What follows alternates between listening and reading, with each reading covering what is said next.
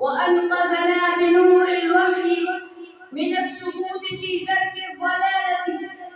وأشهد أن لا إله إلا الله وحده لا شريك له، وأشهد أن سيدنا محمدًا عبد الله ورسوله صلى الله عليه وعلى آله وصحبه والتابعين الذين كانوا بعلمهم وعملهم منارة للسالكين، ومن تبعهم بإحسان إلى يوم الدين. يا عباد الله، من أغلى المكاسب وأعلى المطالب وأرفع المواهب علم نافع ينفع في الدنيا وينفع في الآخرة. وكفى له شرفا أن الله رفع قدره وأعلى ذكره.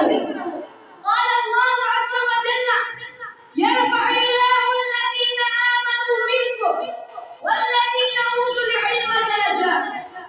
أحبتي، هناك سؤال: لماذا ندرس؟ إنه سؤال قليل العبارة، ولكنه يتضمن في جوابه معاني كثيرة. هل الهدف من الدراسة هو الحصول على الشهادة أم الوظيفة والمراتب الكبيرة والمراتب العالية؟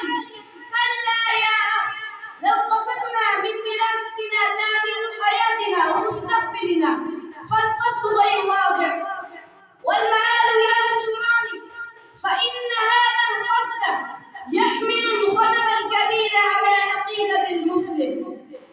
أيها الإخوة الكرام، لماذا ندرس؟ إن جواب هذا السؤال يحتاج إلى أن نعرف بأن العلوم والدراسة التي يشتغل بها الناس على نوعين من حيث الجملة: العلوم الدينية والعلوم الدنيوية. وإننا ندرس علم الشرعية لأن به نحصل معرفة الله تعالى ونعرف به نبينا صلى الله عليه وسلم الذي بعثه سبحانه وتعالى حجة